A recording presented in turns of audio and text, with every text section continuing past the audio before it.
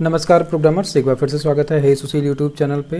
तो दोस्तों, last video में हमने एक HTML पेज सेटअप किया जिसके अंदर हमने प्रोजेक्ट का इंडेक्स पेज बनाया और हमने मल्टीपल जितने भी प्रोजेक्ट्स थे उनका एक शोकेस दिखा दिया और हर एक पर्टिकुलर प्रोजेक्ट के क्लिक पर हम उसकी डिटेल्ड प्रोजेक्ट व्यू में जा रहे थे। तो प्रोजेक्ट मैंने टर्मिनल पे रन कर लिया है। चलो एक बार हम इसको यहाँ पर देख लेते हैं, रिवाइज कर लेते हैं। ठीक है, ऐसा कुछ हमने कोड उठाया था बना बनाया HTML का, ठीक है, बूटस्ट्रैप का, और वहाँ से हमने ये बना लिया है। अब इसके आगे जो कहानी समझनी है वो कहानी सबसे पहले हमको ये समझनी है कि जेंगो में URL काम करता कैसे है। क्योंकि अभी अगर देखोगे हम यहाँ पर क्लिक करते हैं तो नीचे URL में आ जाता है ID 1, यहाँ आ जाता है 2, यहाँ 3, यहाँ 4। ठीक है, अब सवाल ये है कि मान लो हम सबसे पहले क्या करते हैं, क्लिक किए, प्रोजेक्ट 2 पर गए और यहाँ पर एक इमेज आ गई और जो कंटेंट हमने दिखाया वो आ गया। अब अगर हमें यहाँ से बैक जाना है तो बैक जाने के लिए हमें बैक बटन यहाँ से क्लिक करना ही पड़ेगा। हमारे पास यहाँ पर कोई ऐसा ऑप्शन नहीं है कि हम जैसे होम पे क्लिक करें तो हम सीधे अपने मेन पेज पर पहुँच जाएं, तो हमको ये बैक से जाना पड़ेगा। तो सबसे पहले इस एक चीज़ को ठीक करते हैं और इसके बाद में समझते हैं कि असल में जेंगो में URL का कॉन्फ़िगरेशन चलता कैसे है। तो चलो कोड में आते हैं। अब अगर आप नोटिस करो तो views.py में हमने 2 मेथड बनाए हैं जिससे ये सारी कहानी चल रही है, मतलब प्रोजेक्ट इंडेक्स और प्रोजेक्ट डिटेल। और इन दोनों मेथड का हमने क्या किया, कनेक्शन कराया कहाँ पर, urls.py में। सबसे पहला जो था URL इंडेक्स, इसको हमने बेस पाथ बना दिया, और दूसरा जो था डिटेल वाला, इसको चाहिए थी एक ID, इसीलिए यहाँ पर हमने इंटीजर टाइप में प्राइमरी की को पास ऑन किया। तभी वो जो व्यू वाला बटन है लाल वाला, उस पर क्लिक करने पर हमको एक एक ID मिलती है। ठीक है, और ID मिलती है तभी हम इस पाथ को क्रिएट करने की वजह से उस डिटेल वाले पेज पर जा पाते हैं। तो यहाँ पर सवाल ये है कि हम होम पर क्लिक करने पर अपने होम पर वापस आ जाएं, ऐसा हमको करना है। मतलब कि अब ये हमने कहाँ बनाया था, हमने जो हमारा मेन प्रोजेक्ट था उसके अंदर टेम्पलेट्स नाम से एक अलग से फोल्डर बनाया था सुशील पोर्टफोलियो के अंदर। सबसे पहले तो इसकी साइज़ थोड़ी सी बड़ी कर लें, जस्ट ए सेकेंड। ठीक है, 22 है, सफिशियंट है। तो हम चलते हैं सुशील पोर्टफोलियो के अंदर। यहाँ पर टेम्पलेट्स में हमने एक टेम्पलेट बनाया था, किस नाम से, प्रोजेक्ट main.html। यहाँ पर आते हैं। अब यहाँ पर अगर नोटिस करो तो सबसे पहले तो ये पोर्टफोलियो वाला लिखा हुआ है और एक है होम। तो सबसे पहले पोर्टफोलियो में हम सेट करते हैं क्या, बेस URL। हम बेस URL सेट करने की बात कर रहे हैं, याद रखना। URL लिखा, एंटर किया। अब इस सिंगल कोट के अंदर हमें क्या करना है, जो हमारा बेस मेथड था, और बेस मेथड क्या है, प्रोजेक्ट अंडरस्कोर इंडेक्स। यहाँ पर आते हैं, प्रोजेक्ट अंडरस्कोर इंडेक्स, इसी नाम से असल में हमने URLs में डिफ़ॉल्ट वाला पाथ दिया था, ये दिख रहा है, प्रोजेक्ट इंडेक्स। यही सेम टू सेम नाम हमें क्या करना है, जो हमारा ये टेम्पलेट्स वाली फाइल है प्रोजेक्ट मेन वाली, यहीं पर आकर यहाँ पर हम दे देते हैं। ठीक, ये बेस URL सेट हो जाएगा। अब यही सेम चीज़ हम चाहते हैं होम पर भी देना, तो होम पर भी दे सकते हैं। क्या करेंगे, फिर से URL लेते हैं, एंटर किया, बेस URL दे दिया। ठीक है, अब ये सेट है और टर्मिनल पे अगर हमारे कोई भी एरर नहीं आ रहा है, दैट मीन्स कि हम यहाँ पर चल के एक बार अपने प्रोजेक्ट को रिफ़्रेश करते हैं। रिफ़्रेश करने के बाद में चलते हैं किसी भी एक प्रोजेक्ट को क्लिक करते हैं, क्लिक किए, तीसरे प्रोजेक्ट पे अभी हम हैं, डिटेल दिख रहा है। अब यहाँ से आते हैं हम होम पर। आप नीचे देख रहे हो, नीचे डायरेक्ट क्या दिख रहा है, 8000/projects। पोर्टफोलियो पे भी यही दिख रहा है, दैट मीन्स कि हमारा URL लगभग सेट है। बस एक बार क्लिक करके हम होम पेज पे चल पाते कि नहीं ये देख लेते हैं। तो क्लिक किया, हम आ गए अपने होम पेज पे, दैट मीन्स कि हमारा ये बेस URL सेट हो गया। कहाँ से सेट हुआ, यहाँ जो हमने हेडर बनाया था, याद रहे प्रोजेक्ट में हमने हेडर तोड़ लिया था, और हेडर का जो कोड है वो हम तोड़ के लाके कहाँ रखे हैं, अपना जो मेन प्रोजेक्ट फोल्डर था suशील_portfolio, उसके अंदर जो टेम्पलेट्स नाम से हमने एक फ़ोल्डर बनाया था, उसी के अंदर हमने projects_main.html नाम से एक HTML की फ़ाइल बनाई, जहाँ से कि हम हेडर कॉल कर रहे हैं, किसका, हमारे प्रोजेक्ट वाले प्रोजेक्ट का। अब ये तो सवाल हुआ कि हम कैसे क्या करते हैं। यहाँ पर हम सबसे पहले अपने व्यूज़ में मेथड्स बनाते हैं, और जो भी हमारे मेथड का नाम होता है, अब हम कहानी समझने चल रहे हैं कि URL असल में जेंगो में काम कैसे करता है। ठीक है, ध्यान से इसको समझना, कहीं भी डाउट होगा, कुछ भी होगा तो कमेंट करके मुझे बताना। ठीक है, तो सबसे पहले हम क्या करते हैं, व्यूज़ के अंदर मेथड क्रिएट करते हैं। अब ये जो मेथड हम क्रिएट करते हैं, इसी मेथड को उठाकर हम ले चलते हैं urls.py में, और यहाँ पर उसी के बिहाफ पर हम ये सेट करते हैं कि यूआरएल में स्लैश के बाद में किस सेगमेंट पे हमको ये डेटा चाहिए है। अब जैसे यहाँ पर हमारे पास दो ही मेथड थे, एक तो डिफ़ॉल्ट मेथड था जिसका नाम क्या है प्रोजेक्ट इंडेक्स। ये हमने बेस दे दिया कि ठीक है 8000 स्लैश प्रोजेक्ट्स अगर हम क्लिक करेंगे तो जो भी हमने इंडेक्स वाले मेथड में दिया है वो कुछ डेटा हमको दिख जाएगा। दूसरा फिर क्या है, हमको पर्टिकुलर एक स्पेसिफिक डेटा का डिटेल व्यू देखना था और उसके लिए हमको प्राइमरी की चाहिए थी। तो इसीलिए हमने इसमें पाथ में क्या किया, सिंपली दे दिया इंटीजर टाइप में प्राइमरी की। और ये प्राइमरी की किसकी है, उस एक प्रोजेक्ट की प्राइमरी की है जिसके बिहाफ पे हम उसके डिटेल वाले डेटा को देख पाएंगे। तो ये काम यहाँ पे करने के बाद में तुरंत हमको चलना पड़ता है तीसरे स्टेप पे, कहाँ पर, हमारा जो मेन प्रोजेक्ट है। मेन प्रोजेक्ट का नाम क्या है, हे सुशील _ पोर्टफोलियो। इसके अंदर भी एक फ़ाइल मिलती है urls.py। यहाँ पर आकर हमको बस ये बताना होता है कि हमने एक नया एप्लीकेशन क्रिएट किया है और उस एप्लीकेशन का नाम क्या है, प्रोजेक्ट्स है। और इस प्रोजेक्ट्स वाले एप्लीकेशन के अंदर हमने एक फ़ाइल बनाई है urls.py नाम से, जिसकी कनेक्टिविटी यहाँ कर दी जाए।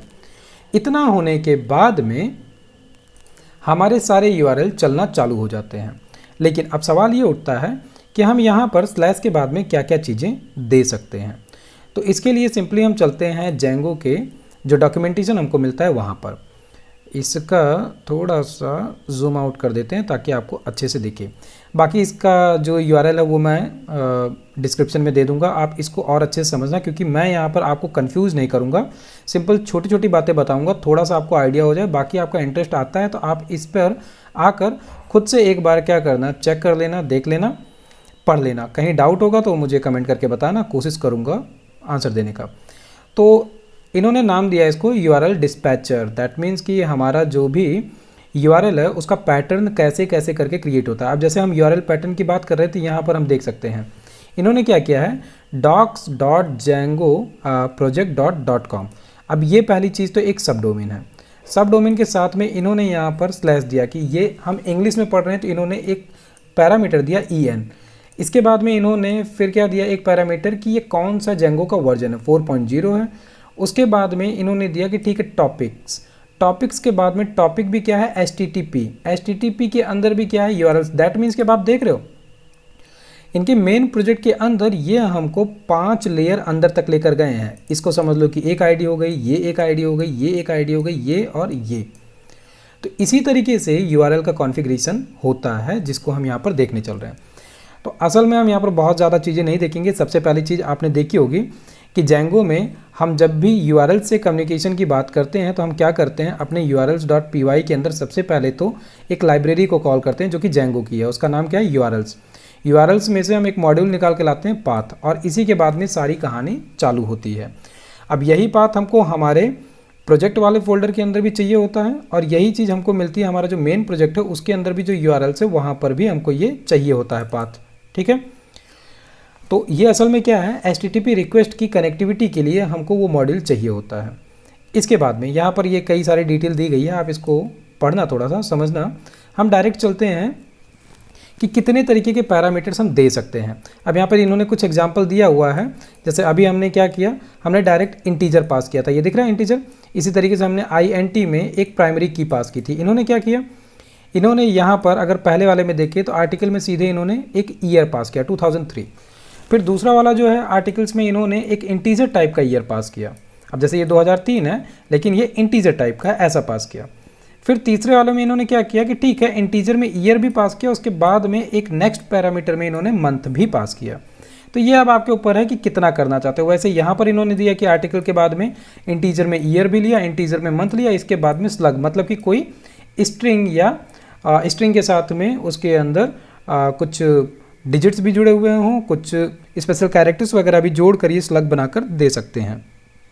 अब जैसे यहाँ पर अगर हम इसी URL की बात करें, अब 4 के बाद में ये जो पॉइंट ये एक स्पेशल कैरेक्टर है, तो उसी तरीके से ये स्लग में कुछ भी ले सकते हैं। लेकिन मेन चीज़ हमें यहाँ पर देखनी है, इस चीज़ पे हमको नोटिस करना है जो यहाँ पर अभी मिलने वाला है। ठीक है, ये तो इन्होंने थोड़ी सी कहानी बताई, और यहाँ पर ये जो अभी ऊपर वाली कहानी थी उसी के बारे में इन्होंने बताया कि अच्छा ठीक है ईयर में हमने 2005 लिया, मंथ में 03 करके ले लिया, या ऐसे ऐसे ले लिया। लेकिन जेंगो में जो मेन चीज़ है वो ये है कि पाथ कन्वर्टर्स कितने तरीके से हम दे सकते हैं।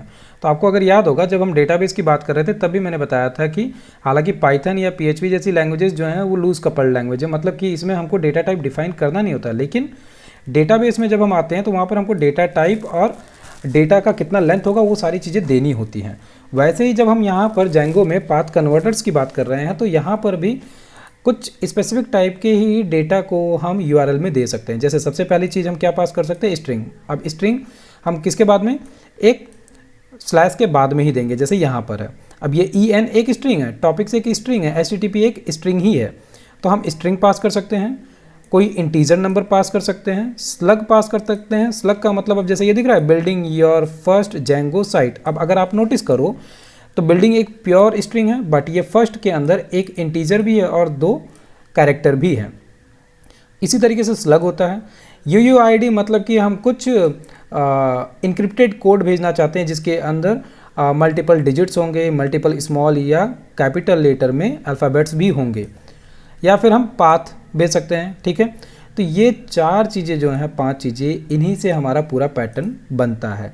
अब इसमें जो सबसे मेन चीज़ समझने वाली वो क्या है, मान लो हमने पैरामीटर दिया केवल स्ट्रिंग के लिए, तो यहाँ पर केवल और केवल स्ट्रिंग मतलब कि ABCD कैरेक्टर ही फॉलो होंगे। ऐसा नहीं कि इसमें आप ABCD भी लिख दो और गिनती भी लिख दो, नहीं होगा, क्योंकि हमने उसको हार्ड स्पेसिफिक दे दिया है कि केवल और केवल इस एक पैरामीटर में स्ट्रिंग ही जाएगा, इसके अलावा और कुछ नहीं। वैसे ही अगर हमने इंटीजर दे दिया है, दैट मीन्स कि उसमें केवल और केवल इंटीजर जा सकता है। अब जैसे ये 4.0 इंटीजर है क्या, ये कमेंट करके मुझे बता सकते हैं। ये असल में एक फ्लोट नंबर है। ठीक है, स्लग है, स्लग के अंदर अब आप कुछ भी ले जा सकते हैं, मतलब कि उसके अंदर नंबर ले जाओ, चाहे कैरेक्टर ले जाओ, जो ले जाना चाहो। वैसे UUID क्या है, ये एक स्पेशल टाइप का एक सीक्वेंस है नंबर्स का और अल्फ़ाबेट्स का। तो ये हमको इतने सारे तरीके देता है URLs पैटर्न बनाने के लिए। बाकी इसको एक बार रिव्यू करना। इसके बाद में अब जो हमारा नेक्स्ट वर्क है क्या है कि यहाँ तक की कहानी तो हो गई। इस प्रोजेक्ट में जो प्रोजेक्ट हमने बनाया इसके अंदर आपने ये देखा कि कैसे हम HTML थीम का यूज कर रहे हैं, कैसे हमने उसको सेट किया, कैसे हेडर को हमने तोड़ दिया, हमने कैसे यहाँ पर ID पास की, और हमने कैसे बेस URL यहाँ पर सेट किया। अब इसके आगे हमको जो समझना है, हमने अभी थोड़ा सा हिस्सा देखा SQLite का।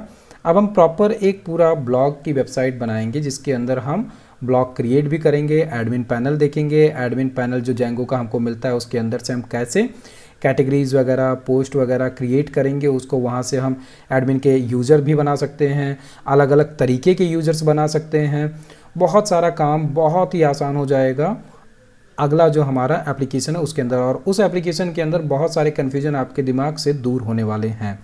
तो अभी अगर इसमें कुछ भी डाउट रह गया है तो इसको 1 2 3 बार आप रिवाइज करके देख लो, इसको मल्टीपल टाइम इसी सेम प्रोजेक्ट को आप बनाओ, डिलीट करो, लेकिन इसका कन्फ्यूजन पूरा क्लियर कट एकदम ख़त्म कर लो, तभी आप ब्लॉग वाला स्टार्ट करो, अदरवाइज कन्फ्यूजन बरकरार बना रहेगा। ठीक है, तो मैं मिलता हूँ नेक्स्ट वीडियो में, तब तक के लिए स्वस्थ रहो, मस्त रहो, कोडिंग करते रहो।